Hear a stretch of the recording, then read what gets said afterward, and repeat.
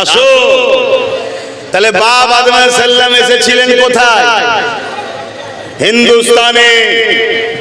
কিছুদিন হলো দেশ ভাগ হয়েছে, শ্রীলঙ্কা হয়ে গেছে, কিন্তু সবটাই আমাদের হিন্দুস্তান, ঠিক তো নাকি? হ্যাঁ, এই জন্যই তো বলা হয় সারে জাহাঁ সে আচ্ছা হিন্দুস্তান হামারা। কেন? মানব জাতির বাপের দেশ এটা, জোরে বলুন সুবহানাল্লাহ। আর মা এসেছিলেন জাজিরাতুল আরব জেদ্দায়। আমাদের আব্বাজান হিন্দুস্তানে আসলেন। আরেকটা খুশির মেসেজ দিচ্ছি, হিন্দুস্তানবাসী আমরা বড় ধন্য, হিন্দুস্তানবাসী আমরা বড় ধন্য। কেন ধন্য? যার জন্য কায়নাত আল্লাহ তৈরি করেছে। লাউলা কালামা খলাকতুল আফলাক, सबसे पहले खुदा ने जिसको बनाए थे, जब खुदा अपने आप को जाहिर करने का इरादा किए थे तो खुदा ने फरमाया कुन हो जा, फयकुन हो गया। नूरे मुहम्मदुर रसूलुल्लाह, बोलिए सुभान अल्लाह। সেই নবী পাক সাল্লাল্লাহু আলাইহি ওয়াসাল্লাম সর্বপ্রথম বাপ আদমের পেশিনা মুবারকে নূরে মুহাম্মদ রাসূল আমার ভারতবর্ষে হিন্দুস্তানে এসেছে, জোরে বলুন সুবহানাল্লাহ। আরো জোরে বলো। এই হিন্দুস্তানে আশিকে রাসূলদের অভাব নেই, হিন্দুস্তানে ওলিয়া উলিয়াদের অভাব নেই, হিন্দুস্তানে আমার নবীর গোলামদের অভাব নেই। দুনিয়া হাজারো আজমাইশ পরীক্ষা নিতে পারে, আমরা বারবার প্রমাণ করে দিয়েছি আমার বাপের দেশের উপরে যারা জুলুম করেছে তাদেরকেই মিটিয়ে দিয়েছি। এই অবদান আমাদের আছে না? না। কেন? এটা আমার রাসূলুল্লাহর প্রথম আসার জায়গা। কথা বুঝে আসছে? এটাকে কেউ ব্যক্তিগত বলে স্বপ্ন দেখার, এই স্বপ্ন বন্ধ হওয়া দরকার আছে। তো ভাইরা আমার, বাপ আদম আলাইহিস সালাম আসলেন, মা হাওয়া আসলেন। তার আগে আমি যে কথা বলতে চাইছি, বাপ আদম আলাইহিস সালামকে আল্লাহ সৃষ্টি করলেন। সৃষ্টি করার পরে বাপ আদম আলাইহিস সালামের মধ্যে আল্লাহ রূহ দিলেন, জান দিলেন। বাপ আদম আলাইহিস সালাম উঠে বসলেন। বাপ আদম আলাইহিস সালামকে ফেরেশতা দিয়ে আল্লাহ পাক তাজিমি শ্রেষ্ঠত্বে সিজদা করিয়েছিলেন, জানেন তো নাকি? কিন্তু সিজদাটা কখন করালেন? যখন বাপ আদম আলাইহিস সালামের কপাল মুবারকে নূরে মুহাম্মদ রাসূলকে দেওয়া হলো, জোরে বলুন সুবহানাল্লাহ। তাহলে বাপ আদম আলাইহিস সালামের কপালে যখন নূরে মুহাম্মদ রাসূল ছিল, তখন ফেরেশতাদের কাছে বাপ আদম আলাইহিস সালামের জন্য সিজদা করার হুকুম হলো, তাজিমি সিজদা করো। আবার ওই নূর আস্তে আস্তে আস্তে আস্তে হযরত ইব্রাহিম আলাইহিস সালামের কাছে আসলেন। আমি বুঝাতে চাইছি, যদি আমাদের মধ্যে ওই নবী থাকে, দুনিয়ার কোনো ক্ষমতা নেই মিটাতে পারে। আর ইজ্জত আমরা পানেওয়ালা। আজ আমরা বেইজ্জতি হচ্ছি কেন? আমরা নামে তালপুকুর ঘটি ডোবে না, নামে মুসলমান। সেই আখলাক, সেই আদর্শ, সেই ইনসাফ, সেই ইনসানিয়ত, সেই মানবতা যেটা আমার রাসূল আখলাক দেখিয়েছে, সেটা কই আমাদের মধ্যে? তো ভাইরা আমার, হযরতে ইব্রাহিম আলাইহিস সালামকে নমরুদ আগুনে ফেলছে। মন দিয়ে শুনবেন, এই যে আজকে জুলুম হচ্ছে আমাদের উপরে, এটা নতুন নয়, এটা যুগে যুগে হয়েছে, যুগে যুগে হয়েছে। আর ইব্রাহিম আলাইহিস সালাম হলেন মুসলিম জাতির পিতা, বলুন সুবহানাল্লাহ। ভাই শেষ পর্যন্ত থাকবেন তো নাকি? না পানি পানি এলে চলে যাবেন? বাইরের কোনো বলেন, বাইরে কোনো মজা পালাবেন না? এখন তো আমি 200 টাকার একটা বিরিয়ানি দিতে তো পারবো না, নাও থাকতে পারে কি? তবে আমি অনেক জায়গায় গিয়ে দেখেছি, যাইনি, এ তো দই হয়ে গেছে পুরো নিচই। গতকালকে গিয়েছিলাম, আরো অবস্থা খারাপ, মানে এক হাঁটু কাদা, সেগুলোকে পরিষ্কার করে তারপরে জলসা হয়েছে। তো যাক, ইব্রাহিম আলাইহিস সালামকে যখন আগুনে ফেলা হচ্ছে, বিশাল আগুন। এই আগুনে যখন ফেলছে ইব্রাহিম সাল্লামকে ছুঁড়ে ফেলা হচ্ছে, কারণ আগুনের কাছে যেতে পারছে না। এই যখন উড়ছে ইব্রাহিম সাল্লাম আগুনে পড়বে, ওই সময় হযরত জিবরাইল সাল্লাম এসে বলছে, ভাই জিবরাইল কোন সাহায্য কি করতে হবে? ওই সময় জিবরাইল সাল্লাম বলেছিলেন কোন সাহায্য লাগবে না। জোরে বলুন সুবহানাল্লাহ। কারণ কি? কারণটা কি জানতে হবে। হযরত মুসা আলাইহিস সালাম তিনিও নবী, ইব্রাহিম সাল্লামও নবী। মুসা সাল্লাম যখন তার কাফেলাকে নিয়ে, তার কওমকে নিয়ে যাচ্ছে, পিছনে ফেরাউন সৈন্য নিয়ে তাড়া করেছে। মানে যুগে যুগে দুটো দল ছিল, একটা শয়তানের একটা রহমানের। আজও আছে না? না, তো শয়তান বাহিনী ডিস্টার্ব করবে রে বাবা। তো ইব্রাহিম আলাইহিস হযরত মুসা সাল্লাম ওই সময় যখন যাচ্ছে আর দেখছে বিশাল নীল নদ, ফোরাত নদী সামনে, তো কি করা যাবে? যদি নদীতে নামে ডুবে যাবে, বিশাল তুফান চলছে, আর যদি না নামে পেছন থেকে ওই পেঁয়াজ মুলো কাটার মতো এসে ফেরাউন বাহিনী কেটে ফেলবে। এই জায়গায় হযরত মুসা সাল্লাম কি করলেন? লাঠি পানিতে মারলেন, সঙ্গে সঙ্গে দুদিকের পানি দাঁড়িয়ে গিয়ে বিশাল রাস্তা হয়ে গেল। জোরে বলুন সুবহানাল্লাহ। তো মুসা সাল্লাম লাঠির সাহায্য নিলেন। বেশক সবকিছুর পিছনে আল্লাহ পাকের কুদরতি পাওয়ার আছে, কিন্তু ইব্রাহিম সাল্লাম কেন বললেন জিবরাইল সাল্লামকে যে আমাকে হেল্প করতে হবে না? কারণ ইব্রাহিম সাল্লাম জানেন যে আগুন আমাকে পুরাতে কখনোই পারবে না। জোরে বলুন সুবহানাল্লাহ। কেন জানেন? কারণ ইব্রাহিম সাল্লাম জানেন নূরে মুহাম্মদ রাসূল এখন আমার কপালে আছে। জোরে বলুন সুবহানাল্লাহ। এই নূর ইসমাইলের কাছে যাবে, যতক্ষণ না ট্রান্সফার হচ্ছে ততক্ষণ আমার মরণ হচ্ছে। জোরে বলুন। তাহলে সেই রাসূল যদি আমাদের হৃদয়ে থাকে, তার ভালোবাসা যদি আমাদের মধ্যে থাকে, ইজ্জত আল্লাহ দেবে না? দেবে না? সেই নবীকে ভালোবাসে। বাবেরা, নওজওয়ানেরা, তরুণেরা, এ নবী পাকের প্রেমিকেরা, এই মাসেতে আমার নবী পাক দুনিয়া গমন করেছিলেন। আল্লাহ আমার নবী পাককে কত শানওয়ালা করেছে, কত মর্তবাওয়ালা করেছে। এ নওজওয়ানেরা, আমার রাসূলুল্লাহর নূর মুবারককে আদম আলাইহিস সালামের কাছে দেখে তবকার পর আস্তে আস্তে আস্তে হযরত আব্দুল মুত্তালিবের কাছে চলে আসলো। হযরত আব্দুল মুত্তালিবের কাছে যখন আমার রাসূলুল্লাহ নূর মুবারকটা চলে আসলো, নসিবে সিনা কপালে রয়েছে। হযরত আব্দুল মুত্তালিব দেখে আমার রাসূলুল্লাহ দাদা জান হয়, তিনার কে তিনি কি দায়িত্বে ছিলেন? আমার রাসূলুল্লাহ দাদা জান তিনি মক্কা শরীফের প্রেসিডেন্ট ছিলেন। এমনও কথা শোনা যায় আমার নবীকে নিয়ে, নবী ভিখারির বাচ্চা, নাউজুবিল্লাহ বলে। আমার নবীকে ভিখারির বাচ্চা? আরে আমার নবী তো নিজে দোনো জাহানের সুলতান, কিন্তু যে খানদানে এসেছে ওই খানদানটা হলো মক্কার রাজত্ব চালাতো। জোরে বলুন সুবহানাল্লাহ। মক্কার প্রেসিডেন্ট আমার রাসূলের দাদা ছিলেন হযরত আব্দুল মুত্তালিব। তিনার কাছে যখন এই নূরে মুহাম্মদ রাসূল এসে হাজির হলো, তিনার পুরো দুনিয়াতে শান মর্যাদা রাসূলের দাদা ছড়িয়ে গেল। সব দেশ থেকে রাসূলের দাদার কাছে পয়গাম মিটিং মিছিল, মানে যে কোনো আলোচনায় রাসূলুল্লাহর দাদাকে ডাকতে লাগলো। খুব ভালো করে শুনেন, আমরা যদি রাসূলের হতে পারি তাহলে দুনিয়া আবার আমাদের কাছেই আসবে।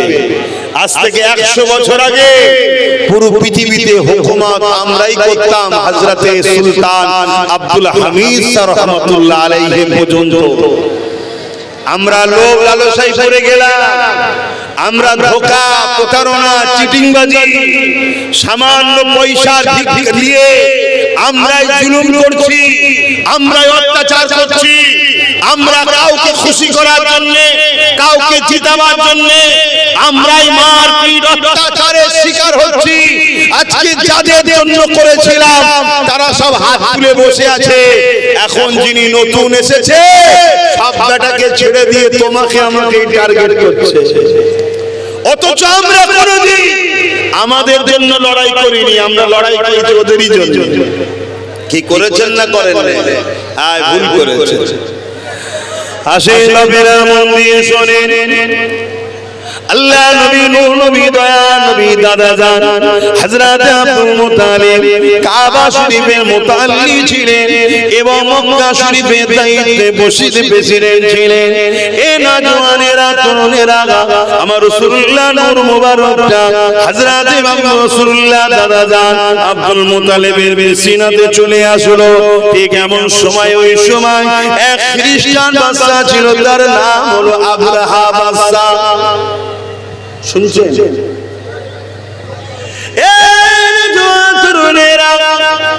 এই আব্রাহা বড় অহংকারী ছিল, এই আব্রাহা বড় জালিম ছিল, এই আব্রাহা বড় স্বৈরাচারী ছিল, এই আব্রাহা বড় চরিত্রহীন খুনি ছিল, সে বড় অহংকারী ছিল।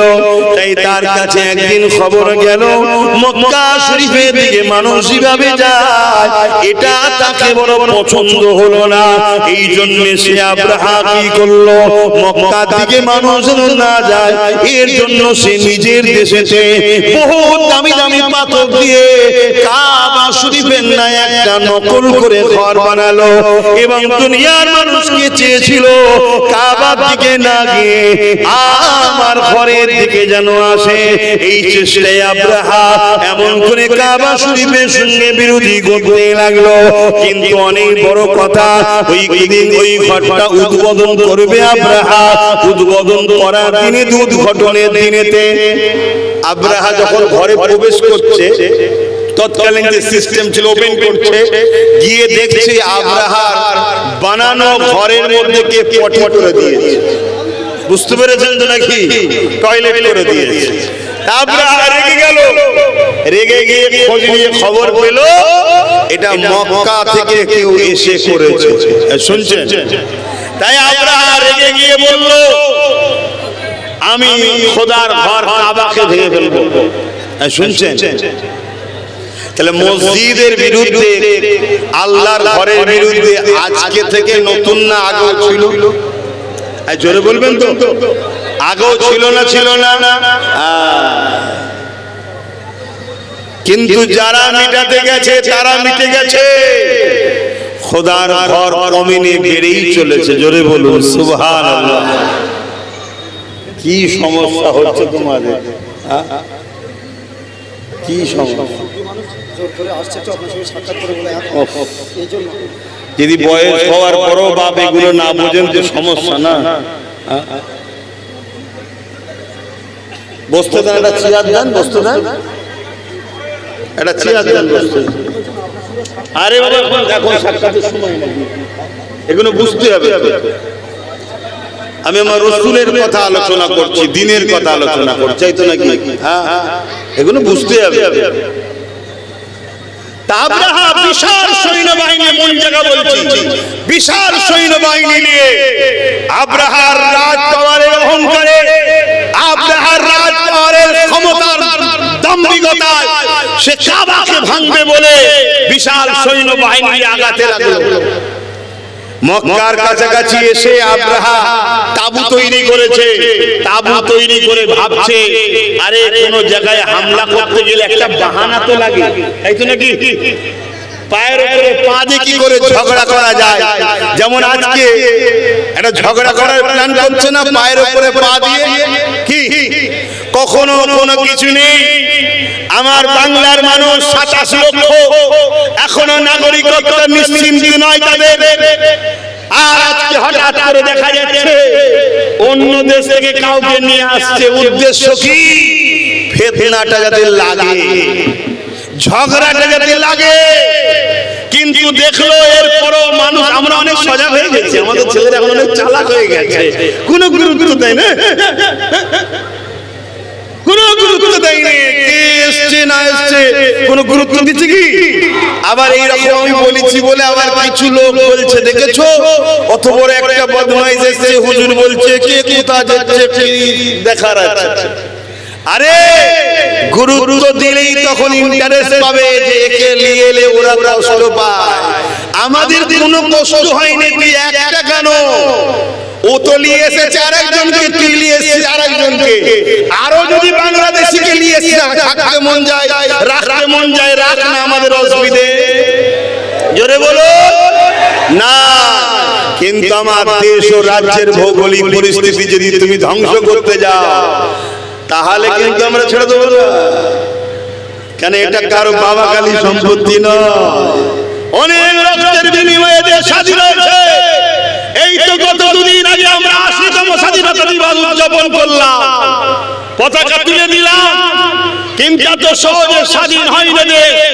এদের স্বাধীনতার পিছনে কত মা তার সন্তানকে হারিয়েছে, এদের স্বাধীনতার পিছনে কত পরিবার তার স্বামীকে হারিয়েছে, এদের স্বাধীনতার পিছনে কত বাপ তার ছেলেকে হারিয়েছে, কত সন্তান বাপ হারিয়েছে।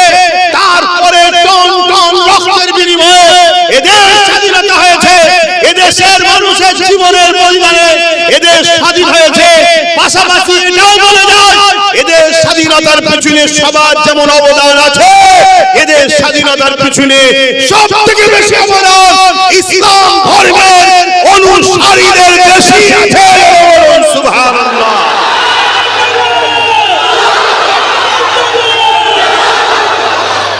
কিন্তু আমাদের ভুলের জন্য, আমাদের গাফলতির জন্য, আমাদের ঠিকভাবে খেয়াল রাখার জন্য আজকে আমাদের পূর্বপুরুষদের ইতিহাসের পাতা থেকে নাম মুছে যাচ্ছে। এটা দোষ আমাদের, আমাদের দোষ। কিন্তু আজ ওই ইন্ডিয়া গেটে চলে যান, ৯৫,৩০০ লোকের কম বেশি নাম আছে, সেখানে ৬১,৩৯৫ জন মুসলমানের নাম রয়েছে যারা দেশের জন্য জীবন দিয়েছে। আর মুসলমানদের মধ্যে সবথেকে বেশি যারা জীবন দিয়েছে তারা হলো মাদ্রাসায় পড়া ছেলে উলামারা। বলুন সুবহানাল্লাহ। তাই সেদিনও ব্রিটিশরা উলামাদেরকে ভয় করত, মাদ্রাসাকে ভয় করত, আজকেও কেউ ভয় করছে মাদ্রাসাকে, উলামাদের ঘরে। তোমার ভয় ভয় ভয়, তোমার ভয় ভয় তুমি শেষ হয়ে যাবে, চিন্তার কোনো কারণ নেই। কিন্তু আমি বলতে চাইছি এটাই, কোন সম্প্রদায়কে আমি ছোট করছি না, সবার ঐক্য, সবার ভ্রাতৃত্ব, সবার মিল বন্ধন ছিল বলে দেশ আজাদ হয়েছে। কিন্তু আমাদেরকে কোণঠাসা করা হয়েছে, এর কারণ আমরা নিজেরা দোষী। যেমন সেদিন স্বাধীনতায় আমাদের অবদান বেশি থাকার পরেও আজকে ইতিহাসের পাতায় আমাদের নাম পাওয়া যাচ্ছে না, ঠিক তেমনি স্বাধীনতার পর থেকে রাজনীতির ক্ষেত্রে সব থেকে বেশি কেস খেয়েছে মুসলমান, মারপিট করেছে মুসলমান, ঘর ভেঙেছে মুসলমানের, খুন হয়েছে মুসলমানের, বঞ্চিত হয়েছে মুসলমান। কারণ একটাই, আমাদের গাফলতির জন্য। সেদিন যেমন আমরা জীবন দিয়েছি, কুরবানি হয়েছি দেশ স্বাধীনতার জন্য, ঠিক জায়গা দখল করতে পারিনি বলে ইতিহাসের পাতা থেকে নাম মুছে গেছে। আজকেও আমরা এর জন্য, তার জন্য, ওর জন্য শুধু জীবন দিয়ে গেলাম, কিন্তু ভাগ বাটলার সময় আমাদেরকে ভালো জায়গায় কেউ পথ দেয়নি। তাহলে এই দলগুলোর মধ্যে সেই চক্রান্ত আছে না নাই? সব পাখি মাছ খায়, মাছরাঙা দোষ হয়। বর্তমান যে এসছে একটুখানি ডাইরেক্ট খাইতো, ওই জন্য সবাই দেখতে পায়। কিন্তু কেউ ভালো নয় বাপ, সবাই মুসলমানকে ছোট করে রেখেছে। কথা গায়ে লাগছে নাকি কারো? হ্যাঁ, আসুন যুক্তিতে বলুন, বাস্তবে বলুন। সেদিন আমাদের অবদান অনেক থাকার পরও ইতিহাসের পাতা থেকে মুছে গেলাম। আজ আমাদের অবদান ৮০ বছর ধরে প্রত্যেকটা রাজনৈতিক দলকে জিতাবার পিছনে মুসলমানদের অবদান আছে না? তারপরে আমাদের অস্তিত্ব কোথায় আছে? কটা আমাদের আইএস আছে, কটা আইপিএস আছে, কটা জজ আছে, কটা ডিএমডি আছে, কটা মুসলমানদের মন্ত্রী, কটা মুসলমানদেরকে পদ দিয়েছে? তাই না? কেন? আমাদেরকে বড় প্ল্যান তৈরি করে শেষ করার জায়গায় নিয়ে যাওয়া হয়েছে। 80 বছর আগে ব্রিটিশরা আমাদেরকে মিটাতে চেয়েছে, 80 বছর ধরে আমরা যাদের জন্য লড়েছি তারা ব্রিটিশদের পলিসিতে আস্তে আস্তে মিটিয়ে মিটিয়ে মিটিয়ে মিটিয়ে আজকে একেবারে জমের মুখে তুলে দিয়েছে। কথা বুঝছেন না? এমন জায়গায় তুলে দিয়েছে যেখানে ডাইরেক্ট বলছে না, বলেন। তাহলে এর পেছনে আমাদেরও দোষ আছে না? নাই। আমরা পরের বাপকে শুধু বাপ বলতাম, পরের বাপকে বাপ বলতাম, এজন্য বিপদ। একটু টাচ করে গেলাম, নবী দিবসের মাঝ বেশি ঝগড়া করছি না, একটু বলে গেলে হায় হায় হায়। এমন নবীর উম্মত উম্মতিরা পরিবর্তন ভাবার চেষ্টা করো। আল্লাহ তোমাকে আমাকে লিডারশিপ দিবার জন্য, তোমাকে আমাকে নেতৃত্ব দিবার জন্য, তোমাকে আমাকে সমাজ ব্যবস্থা পরিচালনা করার জন্য এ যুবকের আল্লাহ তোমাকে আমাকে উম্মতে মুহাম্মাদি করেছে। এই কোরআনে তো আল্লাহ বলেছে কুনতুম খায়রা উম্মতি, তুমি আমি হলাম শ্রেষ্ঠ উম্মত। কেন এই জমিনের উপরে গরিবের সমস্যা সমাধান তোমাকে আমাকে করতে হবে, এই সমাজের এতিমের অধিকার তোমাকে আমাকে দিতে হবে, এই সমাজের সন্ত্রাসবাদকে তোমাকে আমাকে বন্ধ করতে হবে, এই সমাজের অন্যায় অত্যাচারকে, হিংসাকে, দুর্নীতিকে, জুলুমকে তোমাকে আমাকে মিটাতে হবে। এই জন্যই আল্লাহ বলেছে এ উম্মতে মুহাম্মাদি তোমরা হলে শ্রেষ্ঠ উম্মত। এ আমাদের শ্রেষ্ঠত্বের কাজ যেটা আল্লাহ দিয়েছিল, অন্যায়কে মিটিয়ে দিয়ে ন্যায়কে প্রতিষ্ঠিত করো, আমরা সেই কাজ ছেড়ে দিয়ে আজ ন্যায়কে মিটিয়ে দিয়ে অন্যায়কারীদের সাথ দিতে লেগেছি। এই জন্য আল্লাহ আমাদের উপরে জালিম শাসক বসিয়ে দিয়েছে। শুনছেন তো? আপনারা মানেন তো নাকি যে আল্লাহর হুকুম হয়েছে বলে এখন পানি বন্ধ আছে, আগে পানিটা আল্লাহর হুকুমেই হতো? এটা মানেন তো? এই যে হাওয়া চলে এটা আল্লাহর হুকুমেই চলে তো নাকি? তাহলে এই সবই আল্লাহর হুকুম যখন হয়, তো কোন দেশের প্রাইম মিনিস্টার বা রাজ্যের সিএম আল্লাহর বিনা হুকুমে হয় নাকি? এই ইমানদাররা বলো, আল্লাহর হুকুম আছে না নাই? উদাহরণটা দিলে একটু বুঝতে পারবে যে কারণ কি। খুব মন দিয়ে শোনো। একটা কারণ হলো হযরত বেলালের উদাহরণ। বেলাল যে আল্লাহকে ভালোবাসে এর পরীক্ষা নিবার জন্য আবু জেহেলের দরকার আছে না নাই? তাহলে আশিকে রাসূলদের ঘরে, আল্লাহ ওয়ালাদের ঘরে আল্লাহ কষ্ট দিয়ে, আজমাই দিয়ে পরীক্ষা নেয়, দুনিয়াকে দেখায় যে আমার যারা প্রেমিক হয় তাদের কাছে দুনিয়ার কোনো পাওয়ার কখনো আমার থেকে সরাতে পারবে না। জোরে বলুন সুবহানাল্লাহ। দ্বিতীয় হলো কি আমাদের পাওনা। কি পাওনা? ওই দেখবেন ধান চাষ করেছি, কিন্তু ধানের সাথে আরেকটা উঠে এসেছে দেখতে ধানের মতো, কি জানো? আখরা বা চিটে। চিটে মানে ধানের মতোই দেখতে, কিন্তু ওকে জমি মালিকই লোক লাগিয়ে হাওয়া দিয়ে বাদ দিবার প্ল্যান করে। কেন? ও দেখতে হুবহু ধানের মতো হলে কি হবে, ওর ভেতরে অরিজিনাল মালটা নাই, অর্থাৎ চালটা নাই। কথা বুঝছেন না? বোঝেন না? তাই ওকে কি করছে, অরিজিনালের সঙ্গে আলাদা করছে। ঠিক তো নাকি? তা আমাদেরকে দেখতে হুবহু চালের ধানের মতো অর্থাৎ মুসলমানের মতো হলো, কিন্তু আমাদের মধ্যে অরিজিনাল রাসূলের প্রেম নাই। এজন্য আল্লাহ এই জালিমদের বসিয়ে হাওয়া দিয়ে আলাদা করছে। কথা বুঝছেন না? বোঝেন না? যারা রাসূলের, যারা আল্লাহ, তারা কাউকে ভয় করে না। কথা শুনছে? তারা হাজারো দুঃখ মুসিবতে থাকার পরে সেখানে তারা খুশিতে বলে আল্লাহ আপনি যাতে রাজি আমিও তাতে রাজি। জোরে বলুন সুবহানাল্লাহ। আর যারা মুনাফিক হয় তারা কি করে? গতদিন যারা আমাদেরকে দালাল বলেছিল, আজকে সেই দালালগুলো দালাল যে তার প্রমাণ দিচ্ছে। ঠিক না বেঠি? সব ম্যাচ গুটিয়ে আস্তে আস্তে নতুন সরকারে ঢুকছে। কি করছো না? করে না? এই মুনাফিক, এগুলো হলো গাদ্দার মুনাফিক। আর আলহামদুলিল্লাহ আমরা সেদিনও প্রতিবাদ করেছি, আজও করছি। সেদিনে ন্যায়ের পক্ষে, আজও ন্যায়ের পক্ষে। সেদিনে অন্যায়ের বিরুদ্ধে, আজও অন্যায়ের বিরুদ্ধে। সেদিনে মুসলিমের পক্ষে, আজও মুসলিমের পক্ষে। সেদিনও জালিমের বিরুদ্ধে, আজও জালিমের বিরুদ্ধে। কেউ বলতে পারে আজকে সরকার আলাদা সরকার, আরে যে সরকারিটা অন্যায় করে তার বিরুদ্ধে আমাদের আওয়াজ উঠবে, তার বিরুদ্ধে আমাদের কথা চলবে।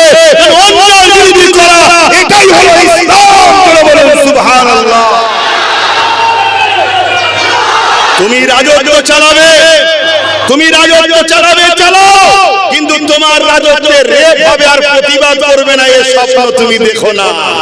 কেন তুমি অনুপযুক্ত, তাই রেপ হচ্ছে। তুমি রাজত্ব চালাবে চালাও, তুমি রাজত্ব চলাকালীন তোমার রাজত্বের পিছনেতে গরিবের উপর অত্যাচার হবে, গরিবকে লুটে হবে, গরিবের ঘর ভাঙা হবে, গরিবের উপর অত্যাচার করা হবে। সে যে কোনো ধর্মের হোক, তার পাশে দাঁড়িয়ে তোমার মতো জালিম শাসকের বিরুদ্ধে আমার পূর্বপুরুষরাও বলেছে, আমরাও বলছি, আমার নসল আজকে বলবে, কেন তোমরা মরতে যতটা খুশি হবে তার থেকে বেশি খুশি আমরা আল্লাহ ও রাসূলের জন্য মরতে রাজি। জোরে বলুন সুবহানাল্লাহ। এটা আমার ধর্ম। আমরা কোনো ভালো যদি কেউ ন্যায় কাজ করে সে শাসকের বিরুদ্ধে আমরা করি না, তার ন্যায়টাকে নাই। তো যাক, আমি কি কথা বলছিলাম? রাসূল পাক সাল্লাল্লাহু আলাইহি ওয়াসাল্লামের দাদার কথা বলছিলাম। তৎকালীন এক জালিম শাসক কাবা ঘরকে ভাঙার জন্য আগিয়ে এলো। এটা বাহানা খুঁজছে ঝগড়াটা কি করে করা যায়। যেমন আজকে বাহানা খুঁজছে, একটা মহিলাকে নিয়ে এলো, তাও দেখছে তো কেউ কিছু বলছে না। তারপরে কি হলো, শুক্র বাড়ি হয়ে গেল, তাও দেখছে কেউ কিছু বলছে না। জিহাদি বলছে, তারপরেও কেউ কিছু বলছে না। লাস্টে বলছে মাইক হলো। শুনছেন তো, মানে একটা ঝগড়া তো করার স্বপ্ন, কিছু একটা বাহানা করতে হবে, ঠিক তো নাকি? কিন্তু যেদিন ঘুম ভেঙে যাবে সেদিন ঝগড়া করার স্বপ্ন মিটে যাবে। কথা বুঝে আসছে? ঝগড়া করার শখ সেদিন মিটে যাবে। তো ভাইরা আমার, আমি আপনাদেরকে বলে যাই, ক্ষমতা কারণে মাইক খুলতে পারে, যদি আপনারা দুর্বল হন আলাদা কথা। আর এই দুর্বলের পিছনে কারণ আপনাদের নবীর সঙ্গে কানেকশন নেই। কথা বুঝে আসছে? আমি আবার বলে যাচ্ছি, আপনি ভাবতে পারছেন না নবী কি, নবীর সঙ্গে কানেকশনটা কি, এটা ভাবতে পারছেন না। আমি যদি সময় পাই বলবো, রাসূল পাক সাল্লাল্লাহু আলাইহি ওয়াসাল্লামের দাদা 200 উট ছিল, চোর ছিল। ওই উটগুলোকে আব্রাহার লোকেরা সব বন্দী করলে চলে গেছে, যাতে করে উটের বাহানায় একটা ঝগড়া হয়। রাসূলুল্লাহ দাদা কোনো গুরুত্বই দেয়নি, গেছে গেছে। আব্রাহার দেখলো এতেও তো কাজ হচ্ছে না, লাস্টে একটা দূত পাঠিয়ে রাসূলুল্লাহ দাদার কাছে খবর পাঠিয়েছে যে বলো আর সরদারকে যে আমরা মানুষের সঙ্গে ঝগড়া করতে আসিনি, আমরা এসেছি আল্লাহর ঘরকে ভাঙতে। যেমন আজ অনেকে বলছে যারা ভালো মুসলমান তাদের সঙ্গে আমাদের কোনো ঝগড়া নেই, আমাদের ঝগড়া মসজিদের সাথে। শুনছেন তো নাকি? আর কিছু মুনাফিক মুসলমান তাদের সাথ দিচ্ছে না, দেয় না। এই গদ্দার গুলোকে চিনুন, ঘর মে আগ লাগি হ্যায় ঘর কি চরক সে। এই ঘরে গদ্দার আছে বলেই তো বাইরে দুশমন ফোঁস তুলছে। ঘরের গদ্দারের ফোঁসটাকে কুচে দেন, দেখবেন বাইরের গদ্দার এলাকায় ঘেঁষবে না, রাস্তা চেনে না তো। তো ভাইরা আমার, তো ওই সময়তে রাসূলুল্লাহ দাদার কাছে মক্কা সর্দারের কাছে লোক পাঠিয়েছে। আব্রাহা বাদশা যখন দূত এসেছে, সফির এসেছে, কে সর্দার তোমাদের একজন, তাকে সাথে করে নিয়ে রাসূলুল্লাহ দাদার কাছে নিয়ে যাচ্ছে। রাসূলুল্লাহ দাদা একটা ঘরের মধ্যে বসে আছে। যখন ঘরের দরজাটা খুলে দেওয়া হয়েছে, ওই দূত যখন রাসূলুল্লাহ দাদার দিকে তাকিয়েছে, ছুটে এসে রাসূলুল্লাহ দাদার কদমে সিজদায় পড়ে গেছে। বলুন সুবহানাল্লাহ। তৎকালীন সময়ে রাজাদের ঘরেও, আমার নবীর আগে রাজাদের ঘরেও তাজিমি সিজদা করত, সেই সময়ে পিরিয়ডে চলতো। কিন্তু নবী পাক সাল্লাল্লাহু আলাইহি ওয়াসাল্লামের দাদা কি বললেন? মাথা তোলো, মাথা একমাত্র আল্লাহ ছাড়া কারো কাছে নত করতে নাই। জোরে বলুন সুবহানাল্লাহ। এ থেকে প্রমাণ হলো রাসূলুল্লাহ দাদা হলেন তাওহীদবাদী, ইব্রাহিম আলাইহিস সালামের দ্বীনের উপরে ছিলেন। জোরে বলুন সুবহানাল্লাহ। তো ভাইরা আমার, রাসূলুল্লাহ দাদাকে ওই দূত এসে বলছে যে দেখো আমাদের রাজা আব্রাহা পাঠিয়েছে, বিশাল সৈন্য নিয়ে এসেছি, আমরা খোদার ঘর কাবাকে ভাঙতে এসেছি। মক্কার লোকের সঙ্গে আমাদের কোনো ঝগড়া নেই। তোমরা সরে যাও, আমাদের সামনে এসো না, আমরা ঘরটা ভাঙবো, চলে যাব। রাসূলুল্লাহ দাদা মুচকি এসে বললেন, আরে বাবা, তোর বাদশা আব্রাহাকে যে বল মক্কা সর্দার আব্দুল মুতালিব বলেছে আমার 200 উটটা দিয়ে দিতে, আমি উট নিয়ে সরে যাব, যার ঘর তিনি যথেষ্ট তার ঘরের জন্য। জোরে বলুন সুবহানাল্লাহ। শুনছেন তো? এই কথা শুনে সে তো অবাক হয়ে গেল যে এত সহজে মক্কা সর্দার ছেড়ে দেবে। তাই তিনি গিয়ে একটা মিটিং ফিক্স করলেন আব্রাহার সাথে রাসূলুল্লাহ দাদা আব্দুল মুতালিব হুজুরের। ওই মিটিং ফিক্সড হলো একটা মিডল পজিশন জায়গাতে রাসূলুল্লাহ দাদা যাচ্ছে, আব্রাহা বাদশা আগে থেকে তাঁবুর মধ্যে বসে আছে, আর রাসূলুল্লাহ দাদার কাছ থেকে এই আব্রাহা বাদশা সৈন্য যে এসেছিল সে যাবার পরে গিয়ে আব্রাহা বাদশাকে অনেক কিছু শোনাচ্ছে, রাসূলুল্লাহ দাদার পক্ষ থেকে সুনাম করছে। এটা শুনে আব্রাহা খেপে গেছে, তাই বড় অহংকারের সাথে সিংহাসনে বসে আছে। আর আব্রাহা বাদশা এই অহংকার এজন্য যে আমি বিরাট বড় রাজা, একটা মক্কা শহরের সর্দারের এত প্রশংসা করছিস তুই। তখন রাসূলুল্লাহ দাদা আস্তে আস্তে যাচ্ছে, আর আব্রাহা বাদশা দুধ বলছে যে দেখেন তিনি কিন্তু বিরাট শানওয়ালা ব্যক্তি, প্রচার করছে। ঘরের বা তাঁবুর পর্দা যেই সরেছে, আব্রাহা বাদশা রাসূলুল্লাহ দাদার দিকে যেই নজর করেছে, এই অহংকারী বাদশা উঠে দাঁড়াতে লেগেছে। জোরে বলুন সুবহানাল্লাহ। কারণ কি? কারণ কিতাবের মধ্যে লেখা আছে রাসূলুল্লাহর নূরে মুহাম্মদ সাল্লাল্লাহু তখন রাসূলুল্লাহ দাদার কপালে ছিল, তাই তাজিমে দাঁড়াতে হচ্ছে। জোরে বলুন সুবহানাল্লাহ। অনেক কথা হলো, রাসূলুল্লাহ দাদা একই কথা বললেন যে আমার উটগুলো দিয়ে দাও, আমি চলে যাচ্ছি, আমি উটের মালিক, আর ঘরের মালিক যিনি তিনি তিনার ঘর সামলাবে, আমি উটের মালিক, আমার উট দাও। আব্রাহা বাদশার মধ্যে একটা সন্দেহ ঢুকলো, হয়তো এই কথা বলে গোপনে হামলা করতে পারে, তাই একবার আমার সৈন্যগুলোকে একটু দেখিয়ে দিই, যাতে আব্দুল মুতালিব দেখার পরে মক্কার মানুষকে যে বলবে বিরাট সৈন্য ভয়ে যাতে পালিয়ে যায়। যেমন আজকাল অনেক নেতারা সৈন্য দেখাচ্ছে না, কি গো সৈন্য দেখাচ্ছে নাকি? সেজে গুজে কামান মারামান দিয়ে প্যাকিং হয়ে সব ছুটো ছুটি, এটা ঘাবড়ানো হচ্ছে যাতে ঘাবড়ে যায়। শুনছেন তো নাকি? যারা ঈমানদার তারা ঘাবড়ায় না। কেন? আমি যখন চোর নই তো তাহলে সমস্যা কিসে? আমি যখন অন্যায় করিনি তো সমস্যা কিসে? তোর কি আছে তোর কাছে রেখে দিকে যা। কথা বুঝে আসছে? এসব পলিসি যুগে যুগে চলে আসছে এরকম। ইতিহাস শোনো, আমাদের উপরে নতুন হচ্ছে না, আগে আরো হয়েছে, কিন্তু এরপরও জালিম যুগে যুগে মিটেছে। উম্মতে মুহাম্মাদি আজও 250 কোটি পৃথিবীতে আছে। জোরে বলুন সুবহানাল্লাহ। আব্রাহা বাদশা তার সৈন্যদেরকে বলল, যাও আব্দুল মুতালিবকে আমার সৈন্যগুলো দেখাও, আমি কত শক্তিশালী, এবং দেখাবার পাশাপাশি আমি যে হাতিটা করে চেপে এসেছি ওই হাতিটাকে স্পেশাল করে দেখিও। কেন? জঙ্গি হাতি, বিশাল পাওয়ারফুল, তার আওয়াজে মানুষ মরে যাবে, এত বিশাল ভয়ঙ্কর তাকে দেখতে, ওটাকে দেখাও।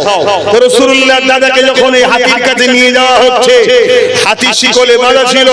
হাতি যখন রাসূলুল্লাহ দাদাকে দেখতে পেয়েছে, শিকলে টান দিয়েছে, শিকল ছিঁড়ে ছুটে ছুটে এসে তার পায়ে চলে চলে এসে রাসূলুল্লাহ দাদার কদমে হাতি তার সর মাথাকে ঝুলিয়ে দিয়েছে। জোরে বলুন সুবহানাল্লাহ। আরো চিৎকার দিয়ে বলুন সুবহানাল্লাহ। কেন? নূরে মুহাম্মদ রাসূলের চমক দেখেছে। কেন? আমার আল্লাহ तमाम কায়নাতের বানানো মালিক, আর মুহাম্মদ রাসূলুল্লাহকে আল্লাহ দোনো জাহানের বাদশা সুলতান বানিয়েছে। জোরে বলুন সুবহানাল্লাহ। আমার নবী কুল কায়নাতের বাদশাহিত্ব পেয়েছে, তাই হাজারো হাজারো জিন্ন বশরও সবাইকে আমার নবীকে তাজিম করতেই হবে। তাই হাতি যখন আমার রাসূলের নূরে মুহাম্মদ সাল্লাল্লাহু আলাইহি ওয়াসাল্লামের চমক দেখতে পেয়েছে, তাই ছুটে এসে আব্দুল মুতালিবের কদমে মাথা নত করে দিয়েছে।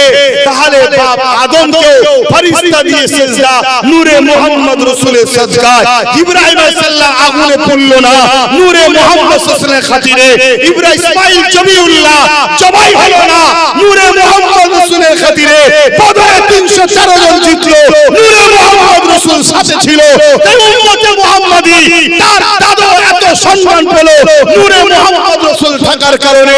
আর একটু বলে যায় রাসূলুল্লাহ দাদা আব্বাজান হযরত আব্দুল্লাহ শিকার করতে গেছে, এমন করে ইহুদিরা ঘিরে ফেলেছে, মেরে দেবে। রাসূলুল্লাহ দাদাকে বাঁচাবার জন্য যারা আগাতে যাচ্ছে তাদের ঘোড়ার পা বসে গেল, জবান দিয়ে চিৎকার করে বলতে চেয়েছে, হে আব্দুল্লাহ তোমাকে তীর নিক্ষেপ করছে, জবান বন্ধ হয়ে গেছে। কেন? আল্লাহ বলছে আব্দুল্লাহর হিফাজত দুনিয়ার কোনো মানুষকে করতে হবে না, তোমরা শুধু দেখতে যাও, আব্দুল্লাহর হিফাজত আমি আল্লাহ স্বয়ং নিজে করব। কেন? আব্দুল্লাহর কপালেতে এখন আমার বন্ধুর নূর মুবারক হয়েছে। সুবহানাল্লাহ। সঙ্গে সঙ্গে শিকার করতে গিয়েছিল, জঙ্গল থেকে চারিদিক থেকে বাঘ বেরিয়ে ওই ইহুদিদের ঘরে ছিঁড়ে মেরে খেয়ে শেষ করে দিল। রাসূলুল্লাহ দাদা আব্বাকে আল্লাহ হিফাজত করলেন। এই সব কিছু মিলিয়ে একটাই মেসেজ দেব, এ উম্মতে মুহাম্মাদি যদি বাঁচতে চাও, ইজ্জতের রুটি চাও, ইজ্জত পেতে চাও, শান্তি পেতে চাও, দুনিয়া ও আখিরাতে, সংসার জীবনে, ব্যবসা জীবনে, রাজনৈতিক জীবনে, রাষ্ট্র জীবনে, তাহলে নিজেকে মুহাম্মদ রাসূলের গোলাম বানাও, গোলাম বানাও, গোলাম বানাও। তোমাকে দেখলে সমাজ বলতে বাধ্য হয় এটা মুহাম্মদ রাসূলের গোলাম, এ মুহাম্মদ রাসূলকে আইডল বানিয়েছে, এ মুহাম্মদ রাসূলকে ফলো করে চলে। তাহলে মনে রেখে দিও তুমি দুনিয়াতেও শানওয়ালা হবে, আখিরাতেও শানওয়ালা হবে। মনে রেখে দিও একটা নবীর গোলামের নমুনা বলে যাচ্ছি, দুনিয়ায় প্রত্যেকটা জিনিস পুরোগুণ হলে দাম বেড়ে যায় না কমে যায়? দুনিয়ার প্রত্যেকটা জিনিস পুরোগুণ হলে দাম বাড়ে না কমে? মুরব্বিদের দাম বয়স হলে দাম বাড়ে না কমে? ভ্যালু সমাজে বাড়ে না কমে? কমে। গাড়ি পুরাতন হলে ভ্যালু বাড়ে না কমে? খেলোয়াড় পুরাতন হয়ে গেলে দাম বাড়ে না কমে? কত বড় বড় খেলোয়াড়, তার লাখ লাখ ফ্যান ফলোয়ার, একদিন খেলতে না পারলে তার ফ্যান ফলোয়ার আস্তে আস্তে পালাচ্ছে। কত বড় বড় গায়ক গাইতে পেরেছে, একদিন বয়স হয়েছে তার ফ্যান ফলোয়ার কমে যাচ্ছে। দুনিয়া সব জায়গাতে গোলামি করে ভ্যালু কমে যায়। কত বড় বড় নেতা সেদিন ছিল, বয়স হয়ে গেছে, দলের লোকেরাই বলছে বুড়ো বুড়ো কবে মরবে, বলতে কি আমাদের চান্স কবে আসবে? কি বলে না বলে না? সব জায়গায় ভ্যালু কমে, কিন্তু একটা জায়গায় গোলামি করলে যত গোলামি দিন বাড়বে, যত বয়স বাড়বে, তত ভ্যালু বাড়বে। ওই গোলামিটা হলো আমিনার লালের গোলামি করা। জোরে বলুন সুবহানাল্লাহ। আর আমিনার লালের গোলামি বলতে নবীর সুন্নতে জীবন গড়া। নবী যে কোনো পছন্দ করেছে নিজের জীবনে কোনো পছন্দ করো। নবী খোদার থেকে খানা খাওয়ানো পছন্দ করেছে, তুমি খানা খাওয়াও। নবী এতিমদেরকে ভালোবেসেছে, তুমি এতিমদের ভালোবাসো। নবী অসহায়কে আশ্রয় দিয়েছে, তুমি অসহায়দের আশ্রয় দাও। নবী অমুসলিমদের ঘরেও সাহায্য করেছে, তুমি অমুসলিমদের ঘরেও সাহায্য করো। নবী পাক যে সাম্য শান্তি, যে ইনসাফ ইনসানিয়ত ছড়িয়েছে, তুমি সেইটাকে নিজের জীবনে বাস্তবে রূপ দাও। নবী পাক সাল্লাল্লাহু আলাইহি ওয়াসাল্লামের আখলাক আদর্শ তৈরি করো, তাহলে তুমি সম্মানিত হবে। মনে রেখে দিও এই হিন্দুস্তানের বুকে এক ব্যক্তি 800 বছর হলো দুনিয়া থেকে চলে গেছে। কত বছর? জোরে বলো। 800 বছর হলো দুনিয়া থেকে চলে গেছে। আমার দেশে কত প্রাইম মিনিস্টার হয়েছে, কত সিএম হয়েছে, কত পিএম হয়েছে, কত বড় বড় সেলিব্রিটি এসেছে গেছে, এসেছে গেছে, এসেছে গেছে। ওই 800 বছরের ওই ব্যক্তির কাছে আজও কেউ সমকক্ষ হতে পারেনি। তিনি কে? তিনি হলো সুলতানে হিন্দ, আতায়ে রাসূল মুঈনুদ্দিন আজমিরি। জোরে বলুন সুবহানাল্লাহ। তার কাছে মুসলিম নয়, সাধারণ মানুষ নয়, অমুসলিম থেকে শুরু করে নেতা থেকে, কেতা থেকে, আমির থেকে, ধনী থেকে, আদানি আম্বানি যাই বলো, সবাই চেষ্টা করিবে নওয়াজের দরবারে যাচ্ছে। কারণ কি? 800 বছর হলো চলে গেল, একটাই কারণ, মুঈনুদ্দিন রাসূলুল্লাহ প্রকৃত গোলাম ছিল। জোরে বলুন সুবহানাল্লাহ। আর জোরে বলুন সুবহানাল্লাহ।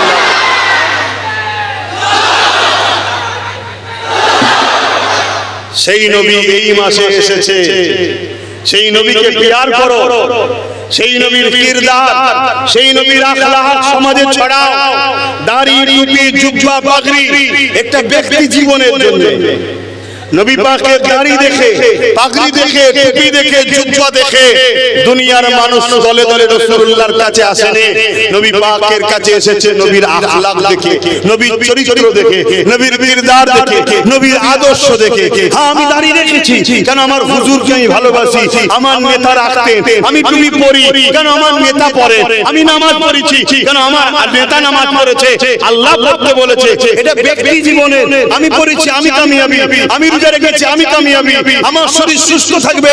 কিন্তু সমাজের জন্য নবী কি বলেছে? নেশা মুক্ত করো। সমাজ যদি নেশা না থাকে, ক্রাইম 80% বন্ধ হয়ে যাবে। 100-র মধ্যে 80টা ক্রাইম হয় মদের কারণে, নেশার কারণে। এই মদ নেশা যদি বন্ধ হয়ে যায়, 80টা ক্রাইম বন্ধ হয়ে যাবে।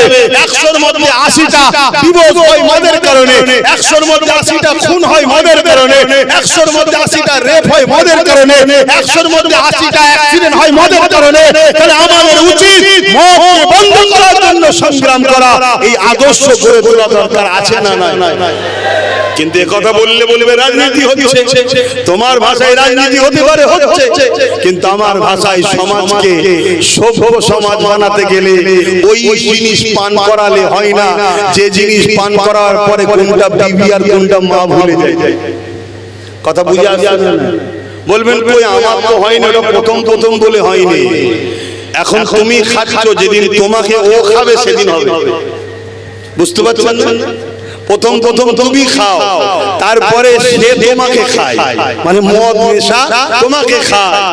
সেদিন কিন্তু তখন এই জিনিসটা ঘটবে। তাহলে আমাদের কাজ নবী পাক সাল্লাল্লাহু আলাইহি সাল্লামের মিলাদের দিনের মেসেজ, আগমনের মাসের মেসেজ, আমাদেরকে রাসূলের নকশা কদমে চলতে হবে। শুনছো আমার যুবকেরা, শুনছো? না হয় যতই চেষ্টা করো শান্তি পাবে না। আমি কোন দলের হয়ে প্রচার করতে আসিনি, আমি কোন দলের পক্ষে তোমাকে ডাকতে আসিনি।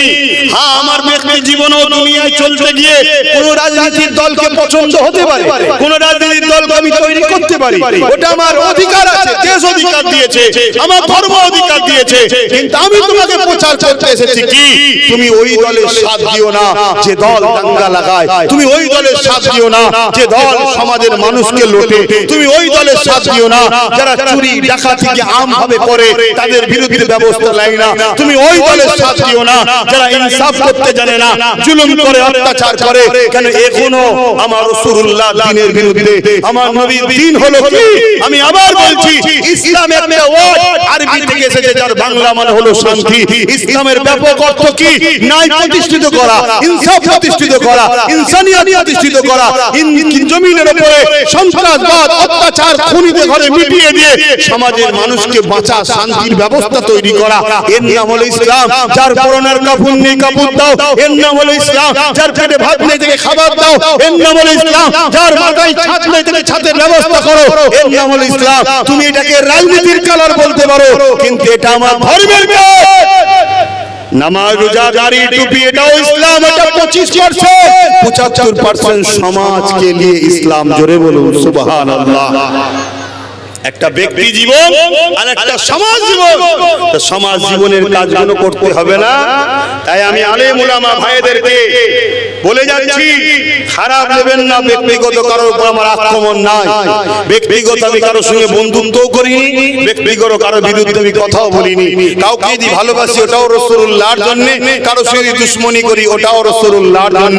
কোন রাজনীতি দলের যদি ভালো কাজ দেখি, ভালোকে সাপোর্ট করতে হবে কেন রাসূলুল্লাহ বলেছে। আর কারোর যদি খারাপ দেখে বিরোধী করি সেই রাজনীতির দলের, ওটাও রাসূলুল্লাহ বলেছে। মনে রাখবেন, আলেম উলামা ভাইদেরকে বলে যায়, ইমামদের 200 বছরের ব্রিটিশদের হাত থেকে আজ থেকে 80 বছর আগে দেশ স্বাধীন হয়েছিল। ওই 200 বছরের ব্রিটিশ কি করেছিল ইতিহাসটা জানবেন। উলামাদের ঘরে, ইমামদের ঘরে এত টার্গেট করেছিল যে জানাজা পড়াবার জন্য 20, 25, 30টা গ্রামে কোনো আলেম পাওয়া যেত না। তো নতুন করে সবথেকে বেশি টার্গেট আলেম উলামা ইমামদের ঘরে করা হচ্ছে। তার একটা ছোট্ট নমুনা বলে যাচ্ছি। গত কয়েকদিন আগে মুসলিম সূরাতে এক মুনাফিকের বক্তব্য দেখলাম, কোন এক ইমামের বিরুদ্ধে বলছে ওকে এনকাউন্টার করে মেরে দেওয়া দরকার। দেখেছেন কি জানি না, আমি সেই ইমামের পক্ষে নই। কেন কেন সেই ইমামত বিগত সরকারের পক্ষে অনেক কিছু করেছে, তাই আমি তার পক্ষে নয়, কিন্তু ইমাম এতটা খারাপ কাজ করেনি যে তার বিরুদ্ধে বলতে হবে এনকাউন্টার করে মেরে দাও। তুমি একটা নামধারী মুসলিম জাতির কলঙ্ক, তুমি মুনাফিক। তাহলে আজকে বলো তোমাকে টার্গেট করা হচ্ছে উলামাদের ঘরে, ঠিক না বেঠিক? ঠিক ব্রিটিশরা যেভাবে আলেম উলামাদের ঘরে টার্গেট করেছিল, তাই আমি বলছি না যে আমার সঙ্গে আপনারা জুড়ে যান, আমার সাথে আসুন, ঐক্যবদ্ধ হই, আমি এটা বলছি না। আপনার যাকে ভালো লাগে তার সাথে ঐক্যবদ্ধ হন, কিন্তু যার সাথে হবে একটু দেখে নেবেন সে গাদ্দার নয় তো। এইটুকু বলবো, এইটুকু বলবো। খুব কঠিন সময় আসছে, আমার রাসূল পাকের ভবিষ্যৎবাণী ঘটতে চলেছে। তাই আমি বলেছিলাম 3 বছর সময় দিচ্ছি, চোখ দিয়ে পানি নয় খুন বেরোবে। তার মধ্যে 1.5 বছর অলরেডি চলে গেছে। আমি জানতাম না কে আসবে, কে থাকবে, কে যাবে, আমি জানি না, ওটা আমার আল্লাহ জানে। কে জিতবে, কে হারবে, কার ফয়সালা জোরে বলো। কিন্তু আল্লাহ বলিয়েছিল কতদিনে যা আস্তাই ঘটছে না ঘটেনি। তা আল্লাহ এটাও বলিয়েছে 3 বছর সময় দিলাম, এমন দিন আসছে চোখ দিয়ে পানি নয় খুন বেরোবে। তার মধ্যে 1.5 বছর কেটে গেছে, 1.5 বছর বাকি আছে। আপনারা জানেন না আপনাদের পিছনে কি ষড়যন্ত্র চলছে, কি কি আইন আসতে চলেছে, কি কি লাগু করতে চলেছে, আপনারা জানেন না। আর আপনি যদি বলেন যে আপনি বলুন, আমি কি বলবো? 10 বছর ধরে বলছি, তাও তো আপনারা শুধরালেন না। তাও কি শুনলে, তাও কি বুঝলে, তাও কি পরিবর্তন হলে? আমি বলেছিলাম প্রত্যেকটা গ্রাম থেকে 30-40 জন করে যুবক ছেলেদের নাম ফোন নাম্বার দাও, দিয়েছে? কথা বলে খুব ভালো করে বুঝুন, আমার সঙ্গে জুটতে হবে এমনটা নয়। যাকে ভালো লাগে জুড়ুন, তবে একটাই কথা বলবো, সে দালাল তো নয়, এটা দেখে নেবেন। কথা বুঝে আসছে? আমি বিপদে পড়লে আমাকে যারা ভালোবাসে আমার পাশে আসবে না, আসবে না? জোরে বলো। তাহলে আপনি যদি বিপদে পড়ে, আপনি যদি আমার ভালোবাসার মানুষ হন, আমি আপনার পাশে দাঁড়াবো, এটা স্বাভাবিক, তাই তো নাকি? তাহলে আপনি যে আমাকে ভালোবাসেন এটা কি আমি জানি? এর কোন ডকুমেন্টস আছে, প্রমাণ আছে? দাবি করলে তো শুধু ভারতীয় হওয়া যায় না, তার জন্য অনেক কার্ড, প্রমাণপত্র, পরিচয়পত্র লাগে, তাই তো নাকি? তাহলে এই জন্য বলবো, যদি মনে হয় যে আমার বিপদে পাশে আসা থাকবে, তাহলে আপনি যে আমার ভালো সাথে আছেন এর প্রমাণের দরকার আছে না? তাই নাম ফোন নাম্বার লিখে যে কোনো শুক্রবার দরবারে গিয়ে জমা দেন।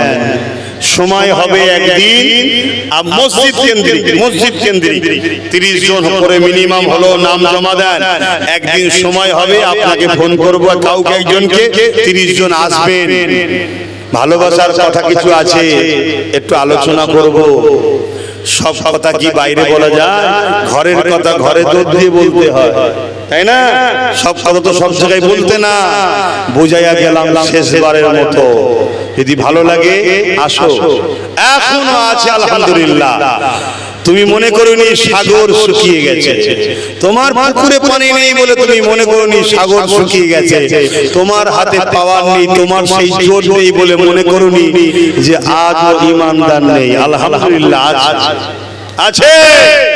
আসো, সাথ দাও, ইনশাআল্লাহ আমরা পারি, ইনশাআল্লাহ আমরা পারি। আবার একবার বলছি, ইনশাআল্লাহ পারি, তুমি সাথ দাও। এত বুঝাবার পরও 91% কোরআনের দুশমনকে ভোট দিল। কত পার্সেন্ট? এত বুঝালাম যে কোরআনের দুশমনকে সাথ দিসনি বাবা, যে কোরআন মিটে যাবে বলেছে সাথ দিসনি। মদও যেমন হারাম, পিশাবও তেমন হারাম। মদকে পাক করার জন্য পিশাবকে ধুলে হয় না, পিশাবকে পাক করার জন্য মদকে ধুলে হয় না, দুটোই হারাম। শুনছেন তো? কিন্তু না, 91% সেই কোরআনের দুশমনকে ভোট দিয়েছে না দেয়নি? দিয়ে 80টা তৈরি করলো। আজকে সে 80 জনের কি খবর আছে তো তোমাদের সাথে? কেন 80টার জায়গায় যদি 8টাও দিতেন না, তাহলে বুঝিয়ে দিতাম কি হচ্ছে। আমার দরকার নেই। মনে ব্যথা লেগেছে, কাদের জন্য লড়ছি, কাদের জন্য কথা বলছি। তাই শেষবার বলে যাচ্ছি, আপনি যারা আমার সাথে আছেন, আমি তাদের সাথে আছি। কেন এই মুসলমানই তো অনেক বাপ তুলে মা তুলে গাল দিয়েছে, দিয়েছে না দেয়নি? যাদের জন্য গাল দিয়েছিল তারা এখন সব ভেতরে ভেতরে চলে গেছে। কেউ মেদিনীপুরে গিয়ে যোগাযোগ করছে, কেউ দিল্লি গিয়ে যোগাযোগ করছে। কি করছে না করে? তাহলে বলো, আমি বলেছিলাম যে যাদের উপরে ভরসা করছো সব ডুবিয়ে পালাবে। কথা মিলছে তো আজকে? ভাববেন মেনগুলো তো যায়নি, মেনগুলোই তো পাঠাচ্ছে নাটক করে, এগুলো সেটিং, যাতে তোমরা এখনো মনে করো আরে মা তো রয়েছে রে, বাঁচাবে ভাই ভাই, এই আশায় গাল হাঁ করে বসে থাকো। আর যখন বুঝে যাবে কেউ নেই, একটু হলেও ভাববে না, ভাববে না, এই ভাবার সুযোগটাও তোমাকে দিচ্ছে না। আল্লাহ মাফ করুক। এমন এমন তথ্য জানি, এমন এমন কথা জানি, ইসলাম আমাকে বলতে নিষেধ করে দিয়েছে, তাই আমি বলছি না। পার্সোনাল কখনো আসলে বলবো, সবাইকে সব কথা দেওয়া যায় না। কিছু আম হয়, কিছু খাস হয়, তাই তো নাকি? কিছু আম হয়, কিছু খাস হয়। কি বলে ওই কম্পিউটারে রিমোটের দ্বারা এক ধরনের মানুষ এখন যুদ্ধ করছে, কি বলেন না, রোবট। দেখেছেন না রোবটের মানুষ যুদ্ধ করছে, খুন করছে। তুমি কিন্তু মানুষ, তোমাকেও তোমার একটা কোড আছে, বেশি বলে ফেললে অসুবিধা। তোমার একটা কোড আছে, তুমি জানো না? ওই কোড দ্বারা তোমাকেও নিয়ন্ত্রণ করা হবে। তুমি তোমার খেয়াল মতো চলতে পারবে না, এমনও প্ল্যান চলছে। আমার বিগত দিনেরও কথা শুনে অনেকে বলেছিল পাগলের মতো বকছে। আজকে ঘটছে না, ঘটে না? আর আজকে যেটা বলে যাচ্ছে কাল ঘটবে। ছেলে বাপ দিয়ে বাপকে খুন করিয়ে দেবে, মাফ করবেন আরেকটু খারাপ কথা বলছি, ছেলেকে দিয়ে মায়ের সঙ্গে নোংরা কাজ করিয়ে দেবে। সে নিজেও জানবেন আমি কাজ করে ফেললাম কেন, কারণ তার হাতে কন্ট্রোল নাই। সে শুধুমাত্র সামনে, তাকে কন্ট্রোল হচ্ছে অন্য জায়গা থেকে। কথা বুঝে আসছে? ভাববেন কি করে করবে, তার জন্য একটা চিপ লাগে, সফটওয়্যার লাগে, অনেক কিছু লাগে। কিচ্ছু লাগে না, একটা ন্যানো মাইক্রো সফটওয়্যার, যেগুলো দূরবীনতে দেখা যাবে না, তোমার শরীরে পুশ করে দেবে। সেটা ইনজেকশনের মাধ্যমে হোক, ভ্যাকসিনের মাধ্যমে হোক, বেশি আর বলবো না, যে কোনো মাধ্যমে হোক, তুমি নিয়ন্ত্রণ তাদের ইশারায় চলবে। পুরো পৃথিবী জুড়ে একটাই প্ল্যান চলছে, ইমাম মেহদী সাল্লামকে রুখতে হবে, দাজ্জালকে বিজয় দিতে হবে। এর চার কত খুলে বলবো। এরপরও যারা জানে না, আল্লাহ তাদেরকে তো মিটাবে, মিটাবার জন্যই তাদেরকে বসিয়েছে। কথা বুঝছেন না, বলেন না? অতএব তাদের জন্য আমি বেশি কিছু ভেবে আল্লাহ নাই। তবে আল্লাহ বলেছে ডিউটি তুমি পালন করো, বলো। তাই আজও বলে গেলাম, প্রত্যেক মসজিদ কেন্দ্রিক আপনারা নাম, ফোন নাম্বার লিখে যে কোনো শুক্রবারে গিয়ে আমার কাছে জমা দেন।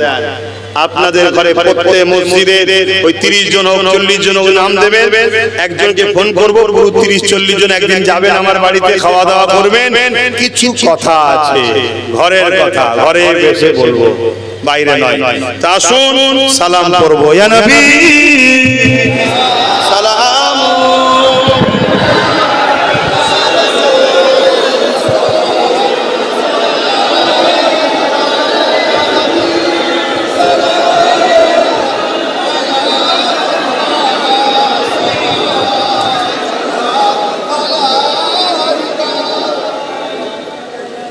ভাই যা কিছু বলছি আল্লাহকে খুশি করার জন্য বললাম।